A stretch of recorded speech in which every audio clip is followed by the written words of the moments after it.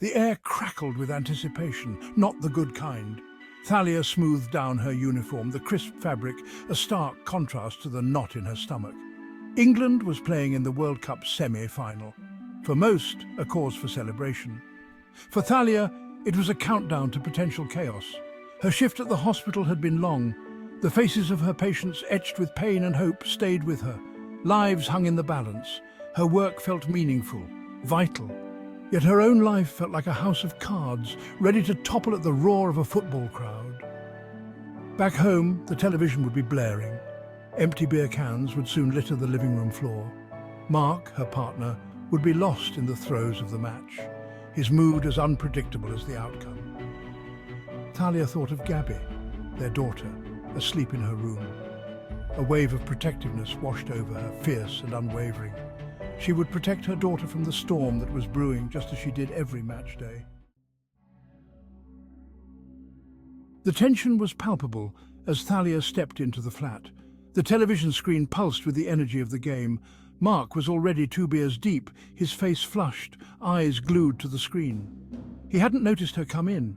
He barely noticed her at all when the game was on. "Mark," Thalia started, her voice barely a whisper. He didn't turn. England was on the attack. His focus was absolute, his energy consumed by the drama unfolding on the pitch. It was like this every time. He lived and breathed football, his moods dictated by the fortunes of 11 men on a field miles away. She understood passion, loved it even. But this wasn't passion. This was an obsession that cast a long, dark shadow over their lives, a shadow that seemed to grow longer, darker with each passing match. Gabby peeked out from her bedroom, her eyes wide and wary. She knew the drill. Stay invisible. Don't provoke. "Bedtime, love," Thalia said, forcing a smile. "Daddy's busy watching the game." It hadn't always been this way. Thalia remembered the early days with Mark, the easy laughter, the shared dreams. They had met at a local pub, drawn together by their love for music and late-night conversations. He was charming, passionate, the life of the party. He had swept her off her feet, promising her a life filled with love and adventure. And for a while it was. They built a life together, a home filled with laughter. The arrival of Gabby had cemented their bond, or so she thought. But somewhere along the way, the man she loved had become entangled in the intoxicating grip of football. It wasn't just a game, it was an escape, a refuge, a source of validation. And with each victory, each defeat, his emotions swung wildly, leaving her feeling like a bystander in her own life. The cracks started subtly, a sharp word when England lost, an ignored phone call because he was watching a match. Moments of disconnect that grew into chasms of resentment. His passion for the game became an excuse for everything, for his anger, his neglect, his absence. Thalia tried to talk to him, to remind him of the life they were building, of the little girl who needed her father. But her words were met with indifference, annoyance. He couldn't understand, he didn't want to understand. Football was his escape, and he clung to it with a fervour that bordered on desperation. She loved him, she truly did. But the fear, the constant walking on eggshells, the loneliness within her own home, it was wearing her down. And Gabby, her sweet, innocent Gabby, was starting to notice. The tension in the air, the hushed whispers, the way her mother seemed to shrink smaller with each passing game. Thalia found solace in the quiet moments at work. Surrounded by the fragility of life, by the dedication of her colleagues, she felt a sense of purpose that eluded her at home.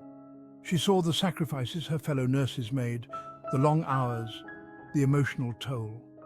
They earned a pittance compared to the astronomical salaries of footballers. Yet it was their work, their compassion, that truly made a difference in the world.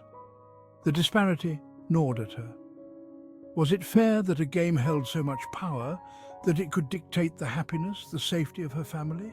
That her husband's mood, his very demeanour, could be held hostage by 22 men kicking a ball around a field? The whispers of doubt started to grow louder. Maybe this was more than just a game for Mark. Maybe this was a symptom of something deeper, something she could no longer ignore.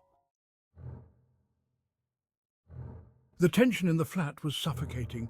England was winning, but the score was close. Every near miss, every referee's call sent a jolt of anxiety through Thalia. She could feel her own heart pounding in her chest, mirroring the frantic rhythm of the game. Gabby clung to her, her small hand clutching Thalia's shirt. She didn't understand the rules of the game, but she understood the atmosphere. She knew that when Daddy was like this, it was best to be invisible. The final whistle blew. England had won. A roar of triumph erupted from the television, followed by Mark's own ecstatic shouts. Relief washed over Thalia, but it was a fleeting feeling. The victory was just a reprieve. The shadow of the next match loomed large. Section 7, Red Card for Love. The World Cup final was tomorrow. The anticipation, the tension was reaching fever pitch. Mark was like a tightly wound spring, ready to snap at the slightest provocation. That night, after Gabby was asleep, Thalia tried again. She tried to reach out to Mark, to reason with him, to remind him of the family they were, of the love they shared. "This isn't you, Mark," she pleaded, her voice trembling. "This isn't us." But her words were met with a cold stare. "Don't start, Thalia," he growled. "It's just a game. Can't you just be happy for once?"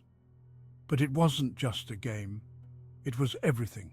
It was the elephant in the room, the uninvited guest that had taken over their lives. And in that moment, staring into the eyes of the man she once loved, Thalia knew this wasn't going to change. He wasn't going to change. Something inside her snapped. The love she had clung to, the hope she had nurtured, it shattered into a million pieces. And in its place, a steely resolve took root. She deserved better. Gabby deserved better. Section 8. Finding her voice. The night was long. Thalia lay awake, listening to Mark's heavy breathing as he slept soundly, oblivious to her turmoil. Images flickered through her mind. The early days of their love, Gabby's first steps, the look of fear in her daughter's eyes whenever Mark's mood darkened. A new feeling washed over her. Not just fear, but anger. Anger at Mark for what he had become, for the way he had allowed a game to dictate their lives. But most of all, anger at herself for allowing it to go on for so long. She had spent years shrinking herself, making excuses for him, trying to keep the peace. No more. She had a voice and she would use it. She would fight for her daughter, for their future, for a life free from fear. As the first rays of dawn crept through the curtains, Thalia knew what she had to do. It wouldn't be easy, but she would be strong. For Gabby, for herself. Section 9. A Night of Courage. The streets were quiet as Thalia and Gabby slipped out of the flat. Gabby, clutching her favourite teddy bear, looked up at her mother with wide, questioning eyes. "Where are we going, Mummy?" she whispered. "Somewhere safe, darling," Thalia replied, her voice choked with emotion. She had packed a small bag, just the essentials. Clothes, toiletries, Gabby's favourite book. She had left a note for Mark, a simple message stating that she couldn't do this anymore, that she was taking Gabby and they wouldn't be back. The air was crisp and cool against their faces. For the first time in a long time, Thalia felt a sense of freedom. It was terrifying, exhilarating, liberating. She didn't know what the future held, but she knew she had made the right decision. They walked hand in hand towards the rising sun, their shadows stretching long behind them. The sounds of the city slowly began to awaken, the rumble of buses, the distant wail of a siren. But for Thalia, it felt like the world was holding its breath, waiting for their next move. Section 10. A Dawn of Hope. Thalia found refuge at a women's shelter. It wasn't much, but it was safe, welcoming. Other women were there, their faces etched with stories of their own. Stories of heartbreak, of courage, of survival. There were tears, of course, moments of doubt and fear, but there was also laughter, a sense of community, a shared understanding that transcended words. Gabby, her initial apprehension replaced by a quiet resilience, adapted quickly to their new surroundings. She made friends with the other children, finding solace in their shared games and laughter. As the days turned into weeks, Thalia could feel herself healing. The constant tension that had been a part of her for so long began to ease. She started to breathe again, to dream again. Life wouldn't be easy, but they were safe. And in that safety, in the love she shared with her daughter, Thalia found the strength to rebuild. The World Cup, the game that had cast such a long shadow over their lives, faded into a distant memory, a nightmare they had escaped.